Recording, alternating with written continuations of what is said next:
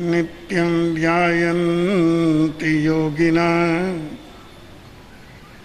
कामदं मोक्षदं चैव ओंकाराय नमो नमः। अज्ञानतिमिरान्धानां ज्ञानाञ्जनशलाकया नेत्रैरुन्मीलितं येन तस्मै श्रीगुरुवे नमः। नमो दुर्वाररागादिवैरिवारनिवारणे अरहते योगिनाथाय महावीराय तायिने। प्रिय श्रोताजनों, विश्व में कई ऐसी वस्तुएं हैं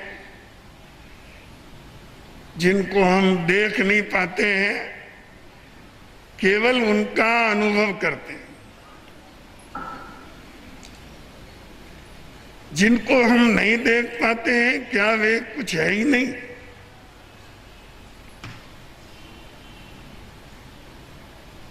जरूर है, जरूर है, तभी तो उनका प्रभाव परिलक्षित होता है। आपको सुगंध आ रही है, हालांकि वो किधर से आ रही है, क्या आ रही है, काले रंग में आ रही है, सफेद रंग में आ रही है, किस रंग में आ रही है, ये कुछ दिखता नहीं है, पर सुगंध का अनुभव होता है। इस तरह अपने जीवन में भी कई ऐसी चीजें हैं जो हमको दिखती तो नहीं है, पर हम उसका अनुभव करते हैं। जो जितना प्रबुद्ध व्यक्ति होता है वो उतना ही अधिक इन अव्यक्त पदार्थों को साक्षात करता है, उसका अनुभव करता है। आज पर्वाधिराज पर्युषण का दूसरा दिन है। उदयपुर के इस विशाल सद्धर्म सभागार में बड़ी शांति और सात्विकता के साथ, बड़ी तन्मयता के साथ, आडंबर मुक्त होकर के हम आत्म साधना में संलग्न हैं। हमें आज उन दो बातों पर थोड़ा विचार करना पड़ेगा जिन्होंने हमारे अंतःकरण को, अपनी भावनाओं को और अपने जीवन के सत्य को जिन्होंने बांध रखा है। अब जो बंधन हाथ में पड़े हैं, जो पांव में पड़े हैं, वो तो दिखते हैं, पर ये दो बंधन जिनकी मैं बात कर रहा हूं, कुछ ऐसे हैं कि दिखते तो नहीं, पर हम उसका अनुभव करते हैं। अपने में भी अनुभव करते हैं और औरों में भी अनुभव करते हैं कि यहां पर कौन सा बंधन काम कर रहा है।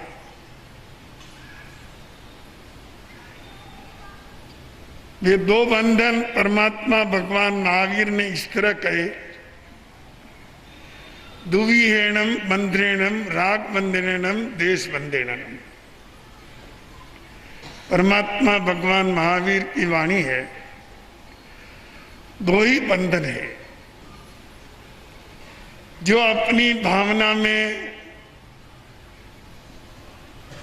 श्रेष्ठ तत्व भी यदि होता है, उसमें पवित्रता भी होती है, तो उसको आगे नहीं बढ़ने देती और वहीं उसको रोक देती है, समाप्त कर देती है। एक बंधन है राग का और एक बंधन है द्वेष का। राग और द्वेष ये शब्द सुन सुन करके हम इन दो शब्दों के इतने आदी हो गए हैं कि अब और कोई इनकी चर्चा करे तो कुछ ज्यादा अच्छा नहीं लगता है, क्योंकि ठेठ बचपन से सुन रहे हैं। कोई मुनिराज, कोई साध्वी जी, कोई अच्छा वक्ता, ऐसा नहीं होगा जिसने इन दो विकारों पर कभी चर्चा नहीं की होगी। तो हम सुनते ही आए हैं। आज मैं आपको इन दो शब्दों का अंतरंग बताना चाहता हूं, क्योंकि कोई भी चीज होती है तो उसका अंतरंग जरूर होता है। जो बाह्य स्वरूप है वह तो ठीक है। कोई किसी से झगड़ा कर रहा है तो अपन समझ रहे हैं इसका इसके प्रति द्वेष है, और कोई किसी के पीछे पागल बना हुआ है तो समझना चाहिए ये राग है। ये तो बहुत ऊपर की बात है जिसको हम देखते हैं और अनुभव करते हैं। और हमारे उपदेशक भी बार बार इन दोनों चीजों से बचने का आग्रह करते हैं। पर ये सोचिए कि ये इन दो भावों का उद्गम कैसे होता है। अपने जीवन का एक बहुत बड़ा पक्ष है जिसको भाव जगत कहना चाहिए। भाव जगत अर्थात अपने अंतर में, विचारों में उठने वाली एक दुनिया है पूरी, और वो बहुत फैली हुई है, उसकी कोई सीमा नहीं है। ऐसा एक एक भाव जगत सबके पास है, वो उनका अपना है, उसमें किसी का कोई दखल नहीं। कौन कब क्या कितना नजदीक का दूर का सोचता है, किस विषय में सोचता है, उसके केंद्र हजारों हैं। किस केंद्र पर उसके विचारधाराएं चल रही है, ये केवली के अलावा या स्वयं के अलावा कोई नहीं जान सकता। व्यक्ति स्वयं उसका अधिकारी है, मालिक है। यही तो अपने पास सेपरेट है, बाकी सेपरेट तो कुछ है ही नहीं। अपने पास प्राइवेट कुछ भी नहीं है। शरीर भी अपना प्राइवेट नहीं है, सबको दिखता है। कुछ भी करो दुनिया देख लेगी। वाणी चाहे तुम कैसी भी बोलो, धीरे भी बोलो, तो कोई न कोई तो सुन ही लेगा। ये भी अपनी कोई सेपरेट नहीं है। अपनी एकमात्र सेपरेट चीज है अपने जीवन में व्यक्तिगत, जिस पर केवल अपना अधिकार है, उसका नाम है भाव जगत। ये भाव जगत जीवन की सब परिस्थितियों के बीच में विभिन्न प्रकार के विकल्पों के साथ ये भावों की धारा बहती रहती है। और इस भाव धारा में जैसे एक नदी बहती है तो उसमें कचरा भी, गंदगी भी, मुर्दों का शव भी उसमें आ जाया करते हैं। पर नदी का एक स्वभाव है, वो धीरे धीरे इनको किनारों पर छोड़ के शुद्ध बन करके आगे बढ़ जाती है। पर अपनी धारा इस तरह की नहीं है। अपनी भावधारा एक ऐसी धारा है कि उसमें अगर कोई कलुषित चीज मिल जाती है तो उसको निकालना पड़ता है। स्वतः वह शुद्ध नहीं होती है। स्वतः शुद्ध होना उसका तरीका नहीं है। स्वयं अपने को उसको शुद्ध करना पड़ता है और उसमें से विकारों को हटाना पड़ता है। जब हम वो विकार हटाते हुए चले जाते हैं तो अपनी धारा में निरंतर शुद्धता आती है। तो जो राग भाव है उसका सीधा लक्षण है। कैसे पहचाने राग को?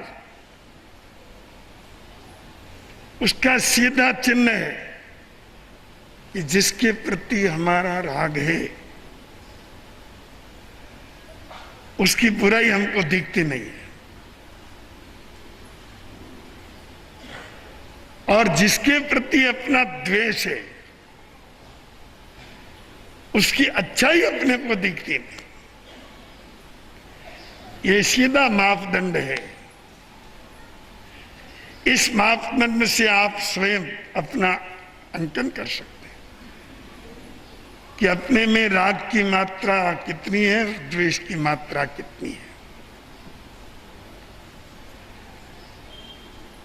सत्पुरुषों ने एक और संदेश दिया, रागाणी दोषाणी मत भयानी। उन्होंने कहा कि राग और द्वेष सारे भय इनसे पैदा होते हैं। विश्व में जितने भी भय हैं जिनके कारण मानव भयभीत होता रहता है, उन सब के मूल के अंदर ये दो पाप ही है, राग और द्वेष। पर ये बहुत पुराने मेहमान हैं, इनको निकालना आसान बात नहीं।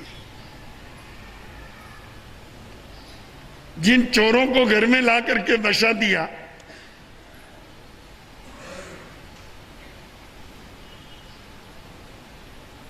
अब आप उनको वहां से निकलने के लिए कहो तुम जाओ, तो वो अपना ठिकाना आसानी से नहीं छोड़ते।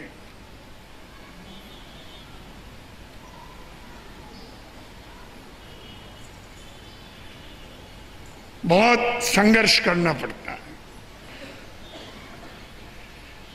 ये जो संघर्ष है वो भाव पुरुषार्थ है।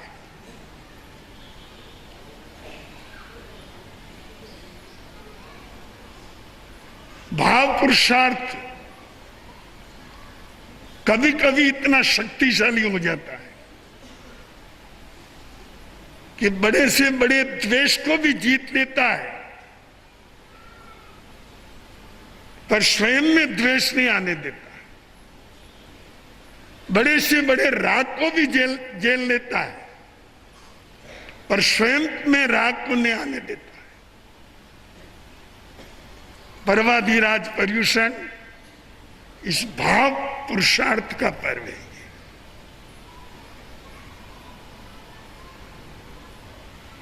बंधुओं,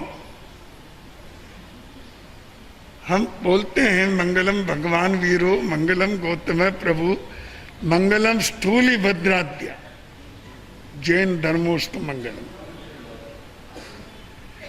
ये जो हम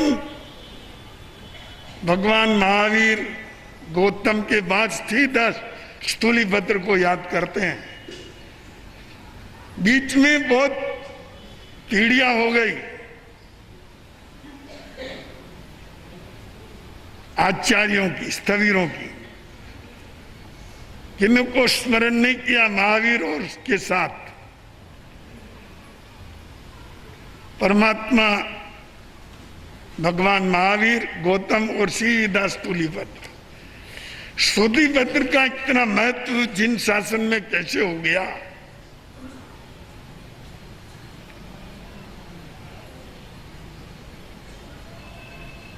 बंधुओं, स्थूलीभद्र का महत्व इसलिए सर्वाधिक बड़ा हुआ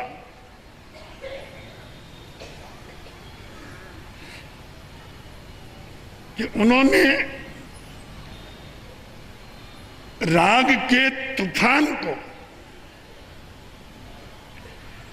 इतना सहा जिसकी कोई सीमा नहीं। अगर कोई कच्चा साधक होता तो वह कभी नहीं टिक पाता।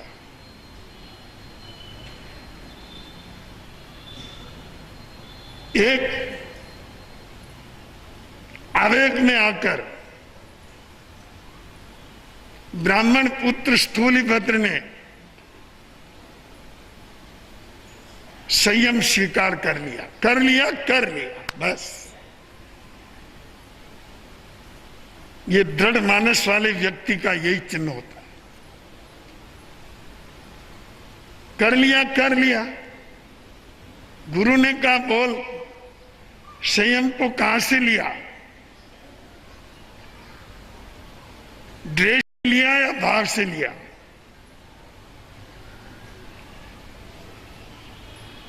अगर ड्रेस से लिया कोई अर्थ नहीं है। अगर तूने बाहर से लिया तो जा, कोशा जो तेरी प्रेमिका रही वर्षों तक, जिसके यहां तू कला सीखने के लिए गया पर उसी का होके रह गया, उसको सद्बोध दे के आ। हम देखते हैं तेने संयम कहां से लिया। गुरु आज्ञा शिरोधार्य कर स्थूलभद्र कोशा के भवन में पहुंचे और कहा, बहन मैं ये वर्षावास करना चाहता हूं। कोशा ने कहा, ये क्या बोल रहे हो बहन, क्या होती है? मैं तुम्हारी कोई बहन नहीं हूं, मैं तो तुम्हारी प्रतीक्षा कर रही हूं, तुम कहां चले गए? और क्या ये ड्रेस पहन लिया तुमने? स्थूलभद्र ने कहा, 4 महीना ठहरने की आज्ञा दे। आज्ञा क्या देना, सब तुम्हारा ही है ना? नहीं। अच्छा ठहर जाओ। स्थूलभद्र वीतरागता के प्रतिनिधि, योग के प्रतिनिधि, वैराग्य के प्रतिनिधि, और कोशा राग की प्रतिनिधि, भोग की प्रतिनिधि। 4 महीना संघर्ष चला, एक दिन 2 दिन, 1 दिन या 2 दिन नहीं, 4 मास तक राग का प्रवाह उमड़ा। उस सुंदर रूपवती स्त्री ने, जो उनकी पूर्व में बहुत गहरी प्रेमिका रह चुकी है, उसने कोई कमी नहीं रखी कि ये स्थूलीभद्र किसी तरह पूर्व स्थिति में आ जाए। तो स्थूलीभद्र ने भी इतना प्रयास किया, ये किसी तरह इस भोगों के दलदल से निकलकर निर्विकार दशा में आए। ये संघर्ष कम नहीं था, बहुत गहरा संघर्ष था। मैंने कहा ना आपको कि कुछ मानसिकता ऐसी सुदृढ़ और प्रभावशाली होती है कि उस पर चाहे राग का कितना ही दबाव पड़े, वो राग में नहीं आती। ऐसे ही द्वेष के भी प्रहार होते हैं। स्थूलभद्र ने राग के प्रहारों को झेल लिया, इतना ही नहीं उसको विरक्त बना दिया, कोशक को विरक्ति में ले आए, अध्यात्म की तरफ बढ़ा दिया, साधना में उसका प्रवेश करा दिया और वो वैराग्य की धारा में बहने लगी। राग पर वैराग्य की विजय, ये स्थूलभद्र का एक अद्भुत उदाहरण है। सारे विश्व में जिस पर 4 महीना रागों का राग का प्रभाव होते हुए, प्रहार होते हुए, जिन्होंने स्वयं को राग में बढ़ने से बचा लिया और द्वेष का प्रहार भी कम नहीं है। अर्जुन माली ने संयम लिया तो भगवान महावीर ने सबसे पहले राजगृह में भेजा, जा तेने संयम अंतर से लिया ना, देखता हूं तेरी क्षमता कितनी है। हजारों का अपराधी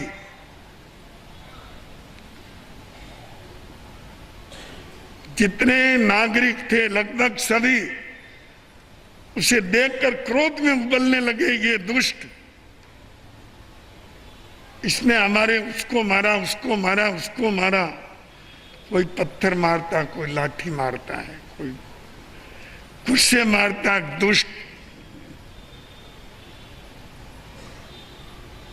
श्वेतांबर तो गए, रक्तांबर आए, सारे कपड़े खून से रंग गए, इतना उनको मारा पर चेहरे पर मुस्कान खिल रही थी। परमात्मा भगवान महावीर ने कहा, अर्जुन तुम सफल हो गए।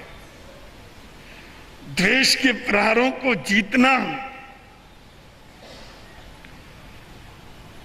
बहुत मुश्किल है, पर तेने जीत लिया। तो बंधो, अपना जो भाव जगत है उसको थोड़ा सक्षम बनाइए, बलवान बनाइए, उसको सुदृढ़ करिए। हम शरीर को मजबूत बनाने की कोशिश करते रहते हैं। आपके बैंक बैलेंस को भी आप मजबूत करने की कोशिश करते रहते हैं। अपने भवन बंगले उन सब को आप मजबूत करने की कोशिश करते रहते हैं। इन दिनों आप अपने भाव जगत को भी बहुत मजबूत करिए, इसकी तरफ अपना ध्यान बहुत कम। इसलिए थोड़ी सी अपने खिलाफ बात होती है और हम उधर द्वेष की धारा में बह जाते हैं, और थोड़ा राग भाव का प्रवाह आता है और हम उधर बह जाते हैं।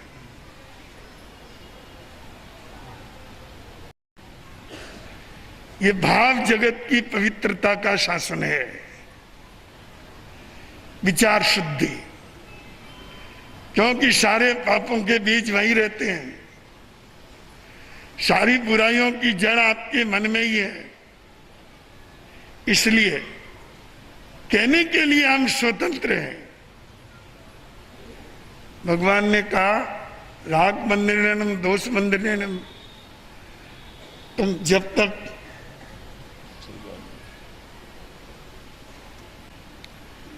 तो ये बंधन जब तक हटते नहीं तब तक हम आत्म स्वतंत्रता का अनुभव नहीं करते। हम स्वतंत्र हैं केवल बाहर से, आंतरिक स्वतंत्रता का भाव तभी सार्थक हो सकता है कि जब हम अपने अंदर से राग के बंधन को भी शिथिल करें, द्वेष के बंधन को भी शिथिल करें, एक तीसरी दृष्टि पैदा करें। राग के अलावा, राग की दृष्टि, द्वेष की दृष्टि, उसके अलावा एक तीसरी दृष्टि जरूर पैदा करें। वो समत्व की दृष्टि है, जिसमें न राग और न द्वेष। चारों तरफ जो आज संद्वेष फैले हुए हैं, विकृतियां फैली हुई है, द्वंद्व फैले हुए हैं, इनके पीछे ये दो ही तो कारण है, या तो राग और या द्वेष। पर एक बात याद रखना, द्वेष मिटना सरल है पर राग मिटना बहुत मुश्किल है। दो व्यक्तियों के बीच में झगड़ा है, वो तो खमत-खामना हो सकता है, द्वेष तो मिट सकता है, पर जिनके प्रति आपका अंधा अनुराग है, उसको तोड़ने वाला कोई नहीं है, स्वयं ही तोड़ना पड़ता। राग को छोड़ना बहुत मुश्किल है, इसीलिए हम परमात्मा को वीतराग कहते हैं, क्योंकि उन्होंने राग से मुक्ति प्राप्त कर ली। बंधुओं, ये जो प्रवृत्ति है, ये अंतर जगत की प्रवृत्ति है, ये कोई बाहर की प्रवृत्ति नहीं है। हमें वहीं से थोड़ी परिवर्तन की एक लहर पैदा करनी पड़ेगी। आपके व्यवहारिक जीवन को भी ये भेदभाव बहुत कष्ट दे रहा है। दो भाई साथ रहते हैं, साथ कमाते खाते हैं, साथ जीवन जी रहे हैं, दोनों के एक एक बच्चा है। दीपावली का अवसर आया, ऐसे अवसर पर हर बच्चा मिठाई की राह देखता है। दोनों बच्चे सोच रहे हैं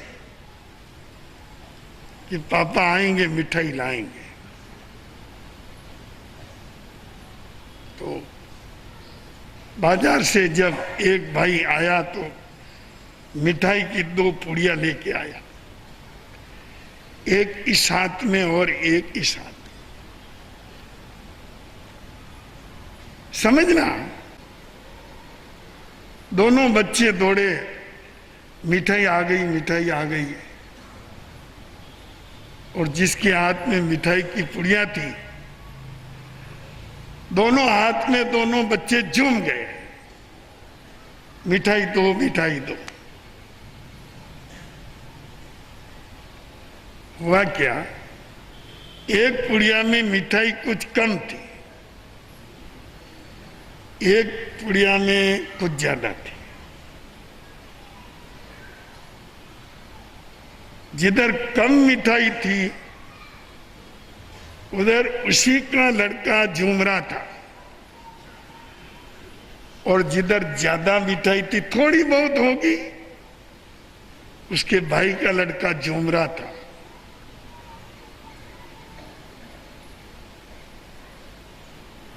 एक दुर्भाव की लहर पैदा हुई। मन में पाप कैसे पैदा होता है उसको समझो। ये शैतान सर्प है, किधर से प्रवेश कर जाता पता नहीं लगता है। ये राग भी ऐसा ही है। एक भाव आया, मेरे बच्चे को ज्यादा मिठाई दो,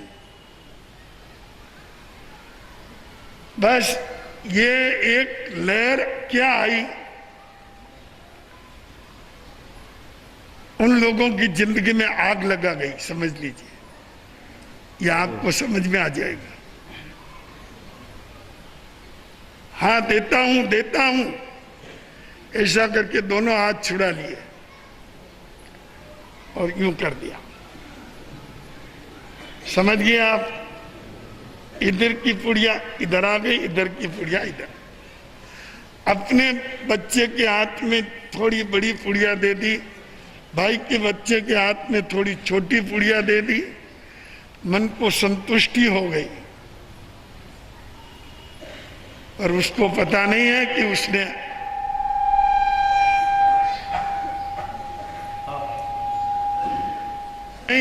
एक आग लगा दी।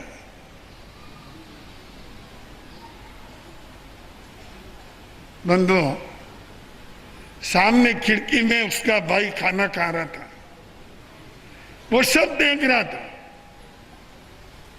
कि कैसे वो आया, कैसे हमारे दोनों बच्चे झूम गए और कैसे छोटी बड़ी पुड़िया देने में उसने भेद कर दिया और आटी डाल दी हाथों में। ये हाथों में आटी नहीं पड़ी, ये मन में पड़ गई। उस भाई के मन में जो देख रहा था, आग लग गई। उसने देखा, अरे आज मैं जिंदा हूं और अभेद भाव से मैं सेवा कर रहा हूं। कोई मैंने एक पैसा भी अलग संग्रह नहीं किया, पूरा मैं इस घर के प्रति समर्पित हूं। दोनों बच्चों को पूरा मैं अपना ही मानता हूं। आज तक मैंने कभी भेदभाव नहीं किया। आज मैं ये क्या देख रहा हूं, मेरे भाई के मन में क्या भरा।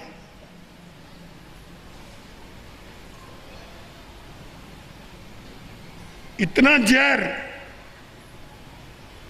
मेरे बच्चे को मैं थोड़ी सी मिठाई कम देने के लिए और अपने बच्चे को ज्यादा देने के लिए हाथ में आटे डाल दी। अगर कदाचित मैं कल नहीं हूं तो ये मेरे बच्चों का पालन क्या करेगा? इसके लक्षण तो दिख गए। बंधुओं, जहर से जहर पैदा होता है।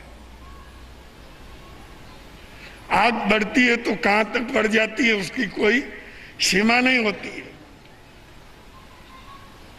और आग केवल एक तरफ ही नहीं जलती है, सब तरफ जलती है। खाना वाना उसने कुछ खाया नहीं, बराबर निकल गया। मन में तमतमाता रहा।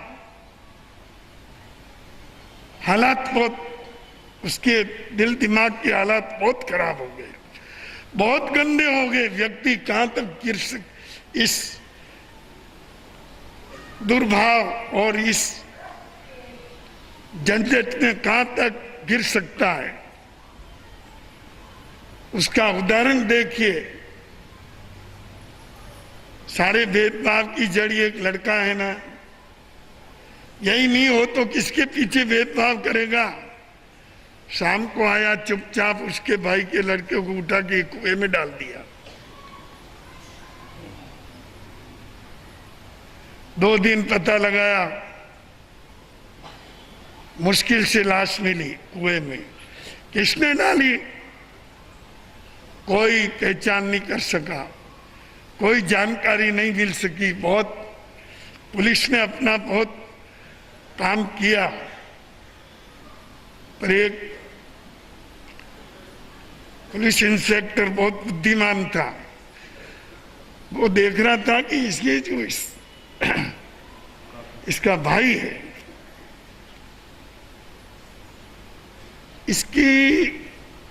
इसका व्यवहार ऐसा नहीं लगता कि इसको कोई दुख हो रहा हो। कहीं ये करतूत इसकी तो नहीं है। उसने थोड़ा इशारा किया, 2 पुलिस वाले उसको अंदर ले गए, ताला लगाया। ये तो पुलिस वालों का तरीका ही है, डंडा उठा करके सीधा बोले, बोल बच्चे को कुएं में क्यों डाला, बोल, नहीं तो ये अभी चमड़ी उधड़ती है। वो कोई खानदानी डाकू, चोर, लुटेरा, हत्यारा तो था नहीं। एक डंडा लगा और सब उगल दिया। सब चीज सामने आ गई। बंधुओं, आगे का काम कानून ने किया। वो जेल में, उसकी औरत कहीं, उसका बच्चा कहीं, एक भाई कहीं, सारा घर बर्बाद हो गया, कलंकित हो गया, बिखर गया। एक छोटी सी भेदभाव की लहर ने पूरे जमे जमाए शान आगे बढ़ते हुए परिवार को मिट्टी में मिला दिया। तो बंधुओं, जो बात मैं आपको कह रहा हूं थोड़ा गहराई से समझिए। आपके परिवारों में भी और यहां तक कि समाज में भी अगर कहीं हम इस तरह से कोई भेदभाव के अंकुर अपने मन में विकसित करके चलते हैं तो केवल हम अपना ही नहीं, अपने साथ पूरे समाज और पूरे परिवार का ही अहित करते हैं। तो आज पर्युषण के दूसरे दिन भगवान महावीर की वाणी, दुव्यम बंद्रेणम राग बंद्रेणम दोष बंद्रेणम, राग और द्वेष ये सबसे बड़े बंधन हैं। इन बंधनों को तोड़ने का प्रयास करें, कुछ विशाल भाव पैदा करें, विस्तृत दृष्टिकोण पैदा करें। आत्मवत् सर्वभूतेषु यः पश्यति स पंडित है। स्वयं के समान सभी आत्माओं के साथ स्नेह संपर्क और आत्मीयता रखे, करुणा और दया भाव रखे, तो वास्तव में हमारा ये जीवन एक सार्थक जीवन बन जाएगा। मानव जीवन का सच्चा आनंद भी आप इसी स्वरूप में पा सकेंगे। आज के प्रवचन का यही सार है, आत्मसात करें, आनंदी